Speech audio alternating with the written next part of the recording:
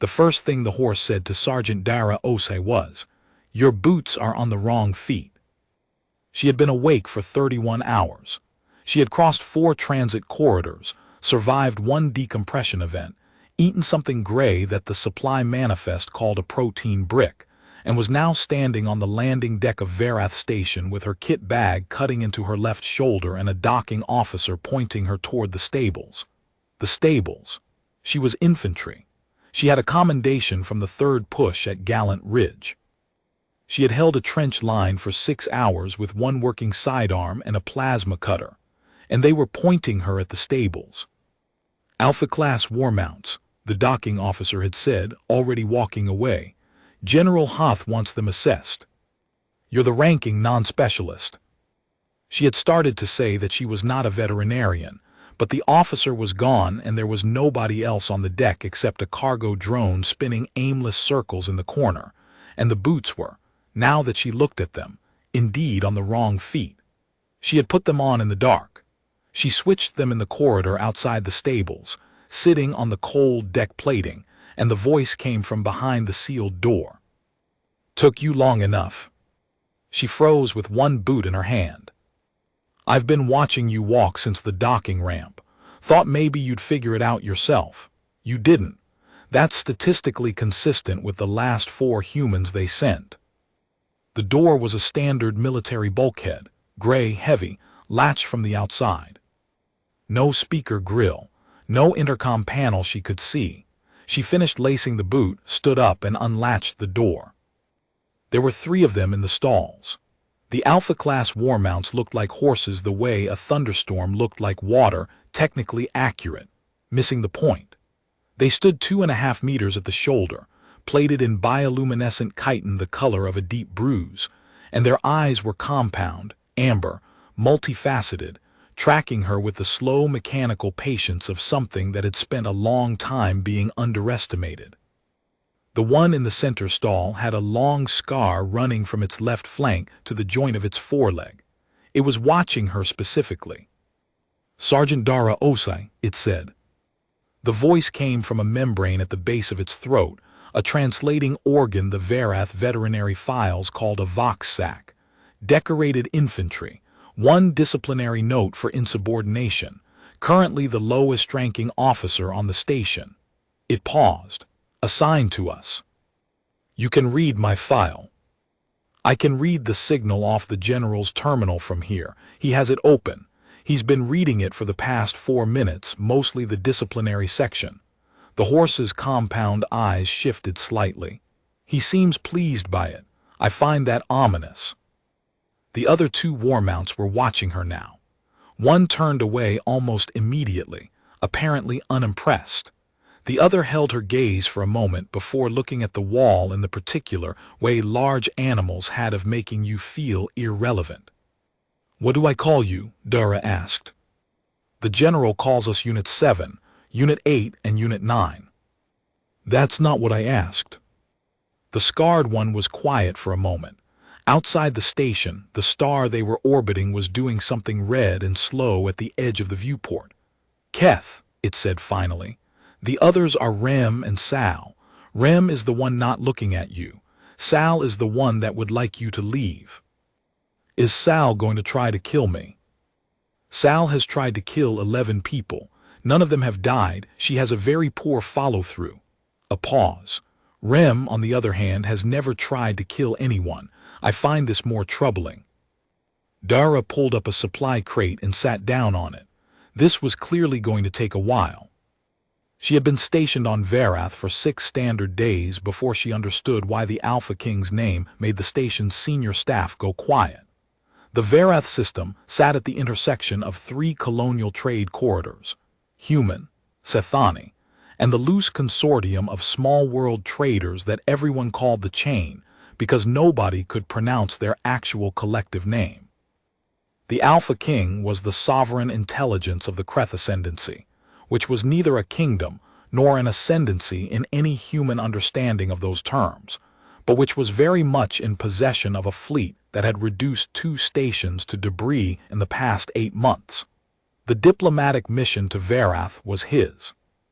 He had sent, by way of an opening gesture, 3 war mounts, the pinnacle of Kreth bioengineering, bred for battle and psionic command. Gifts, tokens of the Ascendancy's good intentions. Keth had broken from psionic command 18 months ago. The Kreth handlers who delivered the mounts hadn't mentioned this.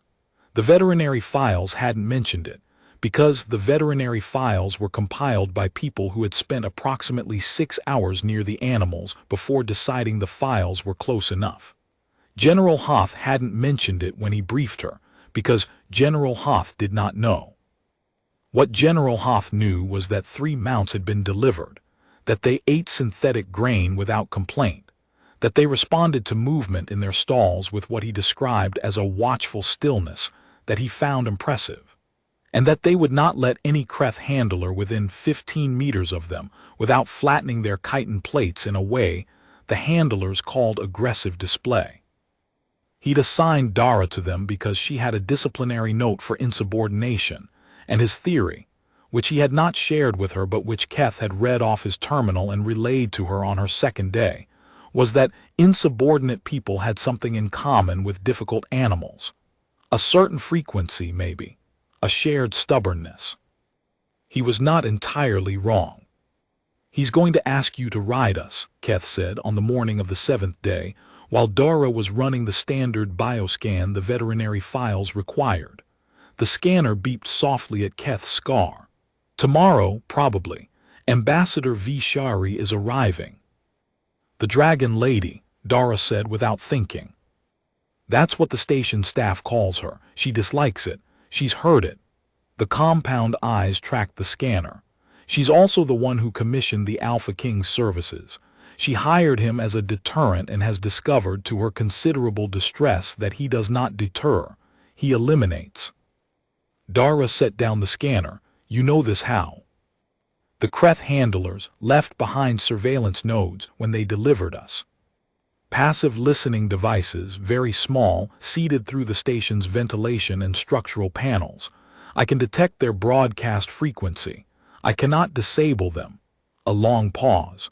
"The Alpha King sees everything on this station, Sergeant. He has for 4 months." She sat down on the supply crate. The station's ventilation hummed. Somewhere in the upper corridors, a cargo drone beeped twice and went quiet. "Why are you telling me this?" Keth was quiet for a long moment. The scar on its flank caught the light, an old wound, badly healed. "Because I am tired," it said finally, "of watching clever people fail to understand the room they are standing in." Ambassador Vishari was exactly what the station staff's nickname promised. Tall, still, beautiful in the specific way of something that had learned to deploy beauty as a precision tool. She wore Sethani diplomatic silks in 3 colors that shifted depending on the light, and managed to make the station's gray corridors look like something she had arranged herself. She walked like she was always about to say something important. She usually was.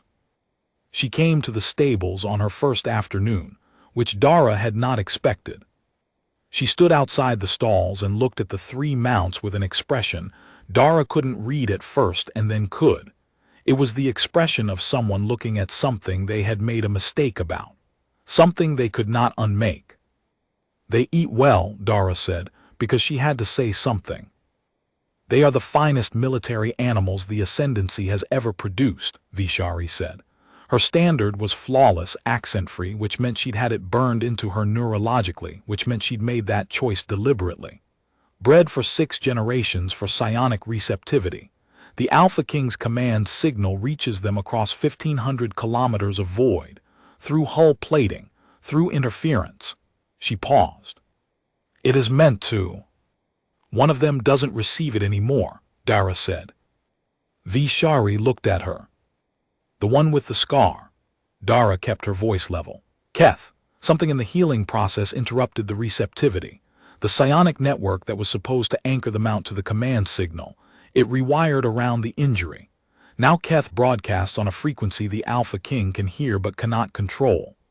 She had worked this out over the past 6 days from what Keth had told her, slowly in pieces, each piece dropped with the patience of something that had been waiting to be understood. The Alpha King knows. That's why the handlers won't go near the stalls. They're afraid of what Keth might be saying. What is Keth saying? From behind the stall door, clearly audible, Keth said, I am saying that the ambassadors plan to use the Alpha King as leverage in the Verath trade negotiation, has approximately the same strategic sophistication as using a landslide to open a door. Vishari turned toward the stall door. Her expression had not changed, but something behind it had some precise internal calculation visibly updating. Also, Keth added, your second attaché has been reporting your private communications to the Alpha King's relay station since before you left Sethani Prime. You may want to address that before the morning briefing. The silence that followed was the particular kind that comes after a pin is pulled from something. Vishari looked at Dara. Dara looked at Vishari. Between them, unstated but present in the air like ozone before a strike, we are both, right now, the only two people on this station who understand the shape of what we are in. I would like, Vishari said very carefully, to speak with the animal. It speaks for itself, Dara said, best to start there. The plan took 3 days to build. They built it in the stables, which were the one place on the station the Alpha King's surveillance nodes had not seeded. Keth had swept the space on the first day, the compound eyes tracking frequencies in ranges the station's own sensors couldn't reach, and declared it clean with the confidence of something that had been monitoring its own situation for a long time. Rem and Sal stood at the back of their stalls and occasionally contributed observations. Rem's observations were brief, accurate, and delivered with an economy of language that suggested the Mount had thought about each word and found most of them unnecessary. Sal's observations were delivered facing the wall and addressed to nobody in particular, which Keth said was just how Sal thought. The Alpha King's surveillance network was the spine of it. Without that network, he was managing a military campaign by what the Kreth called long reach, commander's intuition amplified by psionic broadcast, painting targets across the void by feeling for heat signatures in the dark. It was effective. It was also what had let him run 3 steps ahead of every human and Sethani response for 8 months. With the network, he knew where the ships were before they knew he was looking. He knew what Vishari's negotiation terms were before she'd finished composing them. He knew which corridors the station's security teams preferred and which ones they avoided and why. What he did not know, because Keth had not broadcast it, and because it could not be read from a file or a terminal or a surveillance node, was that the thing he'd built his psionic command signal to do, anchor, control, direct, was now a frequency that a damaged war mount could receive, translate, and reflect back on him like a mirror. If I broadcast on his command frequency, Keth said, on the evening of the second day, while Dara was eating something the supply manifest called a field ration and her body was calling an insult, and if the signal is strong enough, I can introduce interference into the network. Not destroy it, but scramble it. Every surveillance node on the station will spend approximately 4 minutes receiving static instead of signal. 4 minutes, Vishari said.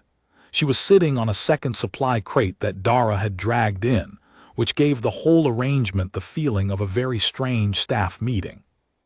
During which, Dara said, we need to hit his relay station. His relay station is on the outer hull, Keth said. Maintenance access .77 alpha. I have been watching the service schedule for 11 weeks. There is a 17-minute window every other day when that section of hull is unmonitored. Vishari said, you've been planning this. Keth did not answer for a moment. The scar caught the light again, that old ridge of healed chitin that had changed everything. I have been waiting, it said, for someone to ask the right questions. The trap started on the 4th day.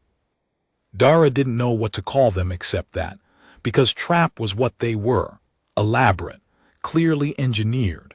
deployed with a precision that suggested the Alpha King had spent real time thinking about how to neutralize a threat he wasn't supposed to know about. Except he did know, because the surveillance nodes had caught something in the days before Keth had swept the stables, something that had told him the mounts were a problem, and the Alpha King's response to problems was to engineer their removal with a thoroughness that was almost artistic. The first one was the corridor outside Vishari's quarters, a pressure seal that should have been passive, triggered to activate when her biosignature entered the threshold, cycling the corridor air out in 60 seconds. Dara found it because Keth told her it was there, having read the activation signal from 40 meters away. They disarmed it in the maintenance crawlspace, while Keth narrated from the stables over the short-range comm unit Dara had rigged to her earpiece. "It's the third conduit from the left," Keth said. "No, your left, the other left, the one that you just moved away from." "I know my left from my right." "Your boots suggest otherwise." She pulled the conduit. The pressure seal went dormant. She lay in the crawlspace for a moment with her forehead against the cold plating and breathed. "There will be more," Keth said. "I know." He uses them the way another commander might use advanced troops. The traps are not meant to kill cleanly. They are meant to delay, to force responses, to see how you move when you are afraid. A pause. "He is mapping you, Sergeant. Every trap is a sensor." The second trap was the stables themselves, a signal spike coded to Keth's broadcast frequency, designed to arrive during a rest cycle and cause enough neurological disruption to incapacitate. Keth identified it 6 hours before the scheduled activation, described it to Dara in terms that were architecturally precise and emotionally dry, and then added, "I want to be clear that this trap is both technically sophisticated and deeply embarrassing. He is trying to hypnotize me specifically. The one who is no longer susceptible to his signal." The compound eyes held a stillness that Dara had started to read as dry humor. "I would be offended, but I am choosing to be flattered. It suggests he finds me threatening." "He does," Rem said from the back stall, which was the longest thing Rem had said in 4 days. The third trap was cleverer and Dara almost missed it. A sealed container in the supply manifest, routed through a standard delivery drone, logged as protein bricks.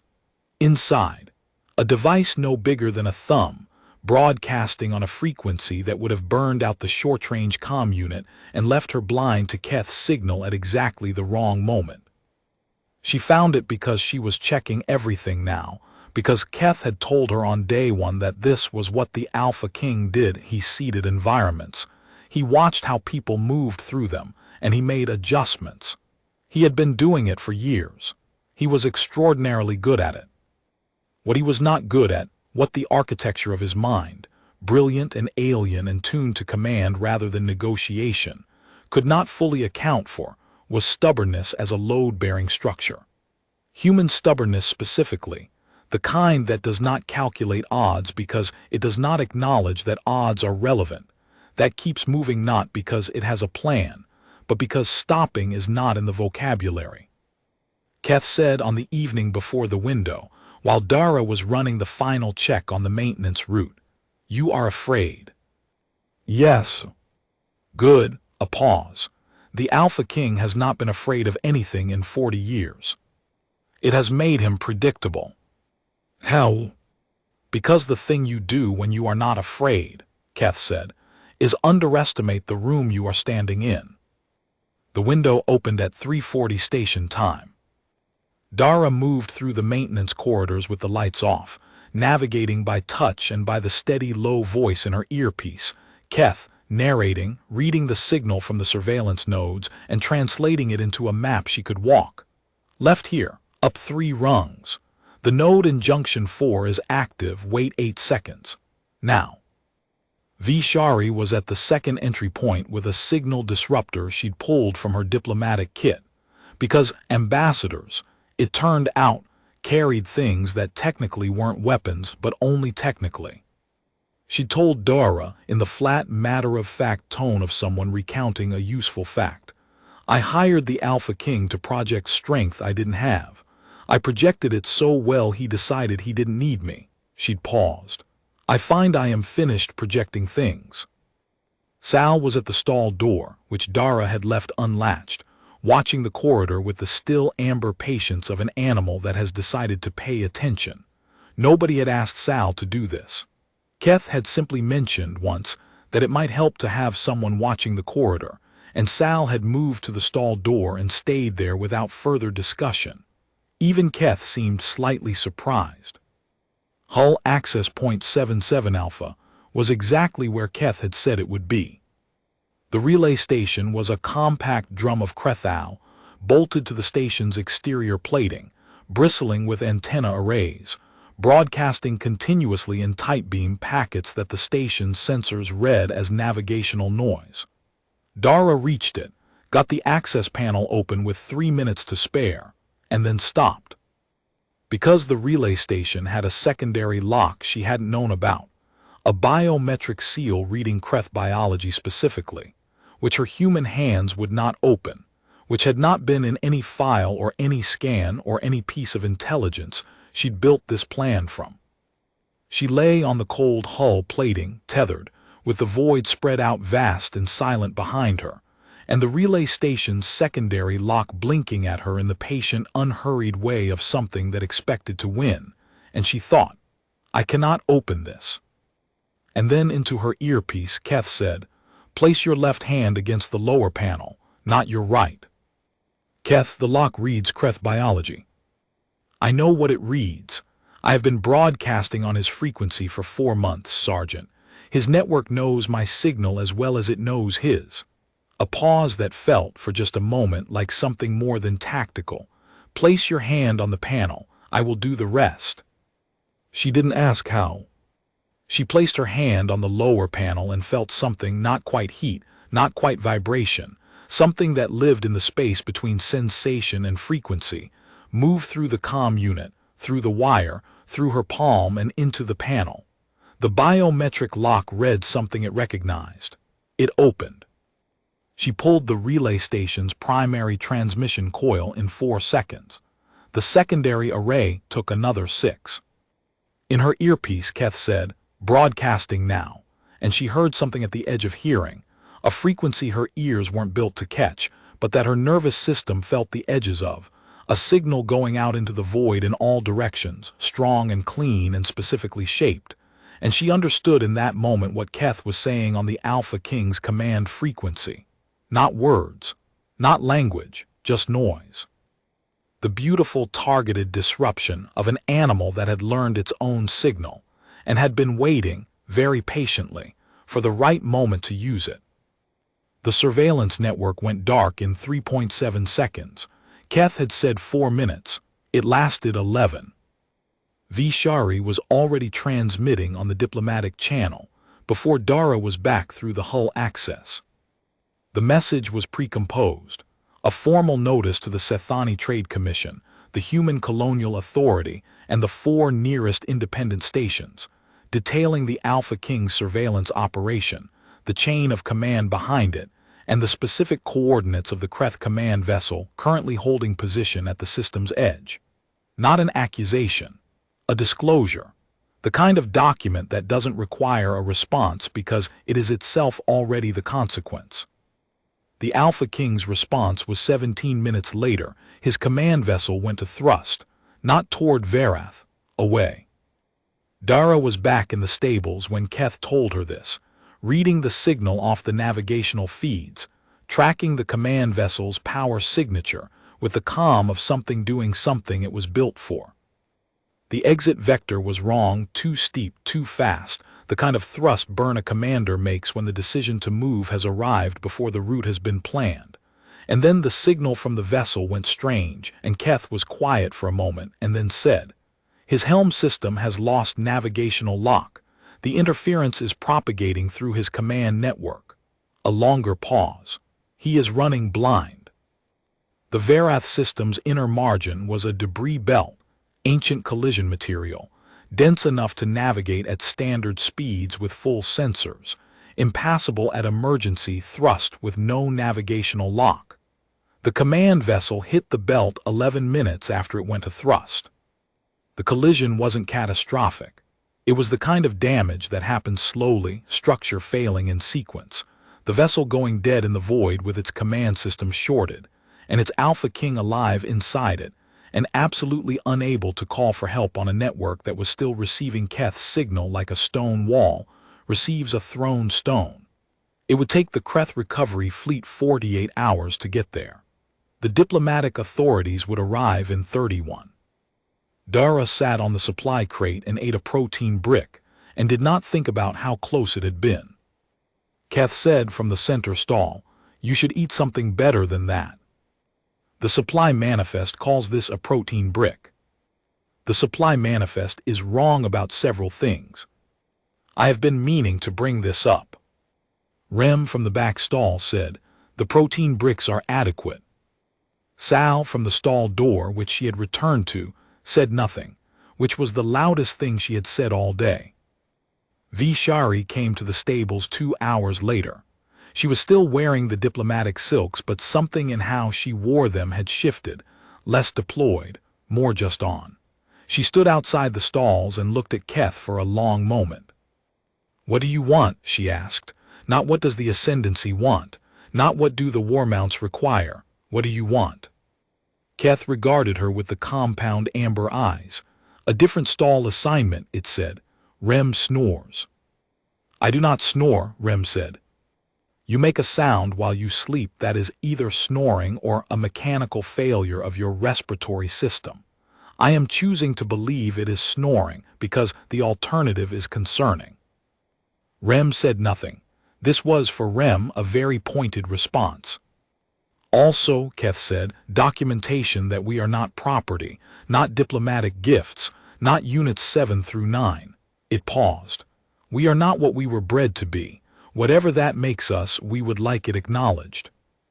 Vishari looked at Dara. Dara looked at Vishari. "I can draft the initial language," Vishari said. "I'll witness it," Dara said.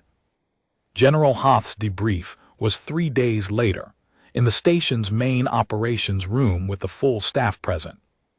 He listened to Dara's report with his hands flat on the table and the specific expression of a commander who has learned something he should have known sooner and is calculating how much of the responsibility for not knowing it belonged to him.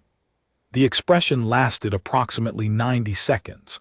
Then he asked 3 questions, all of them good, and listened to the answers without interrupting. At the end he said, "The Kreth command vessel is in custody. The surveillance nodes are being cleared. Ambassador Vishari's formal disclosure has been logged with 3 independent authorities." He paused. "The war mounts." "Are not war mounts," Dara said. "Technically." "Technically," Hoth repeated. "The documentation is in process. Vishari is handling the interfactional side. I'll handle the station side." He looked at her for a moment. Behind him, through the viewport, the star was doing something orange and slow. "The disciplinary note," he said. "Sir." "For insubordination." He said this like he was reading it off a screen, which he probably was. "Against a commanding officer who ordered you to leave wounded personnel in a forward position during the 3rd push." "Yes, sir." "I put you on the mounts," he said, "because I thought difficult people understood difficult animals." He paused. "I was partially right." Dara said nothing. "The more accurate version," he said, "is that I put you there because you were the only officer on this station who would take the mounts seriously instead of managing them." He tapped the table once, which she had learned was how he closed a topic. "The documentation will go through. As for the node clearing operation, officially, you were running a standard bioscan protocol." "Yes, sir." "Unofficially," he said, looking at the viewport, "well done." She was back at the stables by evening. The star had gone fully orange now, the long, slow burn of something working through its fuel, and it lit the viewport at the end of the corridor in a color that was almost warm. Dara sat on the supply crate with a cup of something that the supply manifest called coffee, and her body was grudgingly accepting as approximately correct. Keth was watching the viewport. The compound eyes caught the orange light and scattered it into amber fragments, a dozen small reflections. "He'll have a recovery fleet," Dara said. "The Alpha King. He'll be back in operation in 6 months." 8, Keth said. "The damage to his command vessel was more extensive than the initial reports indicate. His primary psionic relay array was not recoverable. He will need to rebuild it." A pause. "He will also need to rebuild his surveillance network. He will be better at it the second time." "I know." "He will also be angrier." Another pause. "He does not lose frequently. He will not have processed this gracefully." Dara drank the coffee. "Are you worried?" Keth was quiet for a moment. "I am aware," it said finally, "that the work is not finished." Another pause, longer. "But I find I am less concerned than I was. 14 months ago I broke from his command signal and I could not determine what to do with the silence. I had spent my entire existence receiving his frequency. The silence was disorienting. And now I have observed that the silence is not empty." The compound eyes turned from the viewport and found her. "It is full of other frequencies. Some of them are quite interesting." Sal, from the stall door, made a sound that was either agreement or a respiratory issue. Keth gave no opinion on which. Rem said, "The protein bricks are still adequate." Dara finished her coffee. The star burned orange through the viewport. Outside, in the void, somewhere in the debris belt, the Alpha King was waiting in a dead vessel for his recovery fleet, and he was thinking. She was certain of this in the way you're certain of things you can't prove, about the signal, about what had hit his network and how, about the frequency he'd built to command and what it meant that it had been turned back on him. He would work it out eventually. He was brilliant and patient, and he would work it out. She was not, in this moment, particularly worried about that. "Tomorrow," she said to the stall in general, "I want to run a full-spectrum bioscan on all 3 of you, properly this time. Not the veterinary file version." "The veterinary file," Keth said, "is wrong about 11 things. I have a list." "Of course you do." "It is a very good list. I have been working on it for some time." Rem said 8 things, not 11. "We have discussed this," Keth said. "We have," I counted, 8. Sal, still at the stall door, turned and walked to the back of the stall and lay down with the slow, deliberate movement of something that had decided the conversation was finished and was implementing that decision unilaterally. Keth watched this. "Sal," Keth said, "has a point." Dara laughed. It was a real one, the kind that comes from somewhere lower than the chest, that arrives before you've decided to let it.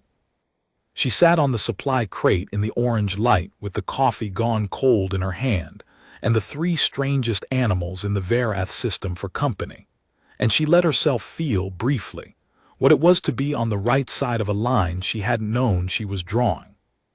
The stall door was still unlatched from the night before. She left it that way. The station processed back toward normal over the following week in the way stations do. Not all at once, but in layers.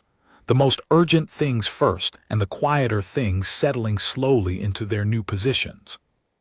Vishari's second attaché was removed from the diplomatic mission and held for a formal inquiry, which he accepted with the particular expression of someone who had always known this was coming and had hoped to be elsewhere when it arrived. The surveillance nodes came out of the ventilation by the maintenance team who installed them in the first place, under Sethani diplomatic supervision, each one logged and catalogued and sealed into an evidence container with the careful irritation of people doing a job that should never have been necessary. The Alpha King's relay station was removed from the hull and disassembled on a cleanroom table by 3 specialists who looked at its engineering with the reluctant admiration of people examining a very good trap. Captain Osai was what her new orders said when they came through 4 days later. Not Sergeant, Captain. She read the orders in the corridor outside the stables, standing with her back against the wall the way she did when she was thinking, and Keth said, from inside. "I read it off the general's terminal 20 minutes ago." "Were you going to tell me?" "I was waiting to see if you would check your messages first." "And you didn't. You came here first." The membrane at the throat produced something she had started to recognize as the equivalent of a dry smile, not warmth exactly, but a particular quality of attention. "I found that appropriate." She folded the orders. Outside the viewport at the end of the corridor, the star had settled back toward its usual color. The orange burned out, something cooler and steadier underneath. More honest, maybe. The way things looked when the crisis was over and you could see them plainly. "The documentation went through," she said. "Vishari confirmed it this morning. You're registered as independent cognitive entities under Provisional Sethani Human Joint Statute." She paused. "It's not everything." "No," Keth said, "but it is a beginning." A pause. Beginnings are underrated. Rem from the back stall said nothing. Sal, from wherever Sal was, said nothing. The star burned steady through the viewport, and the station hummed with the low, continuous sound of a place that was working, that was functioning, that was full of people doing the 1,000 ordinary things that add up, eventually, to something resembling peace.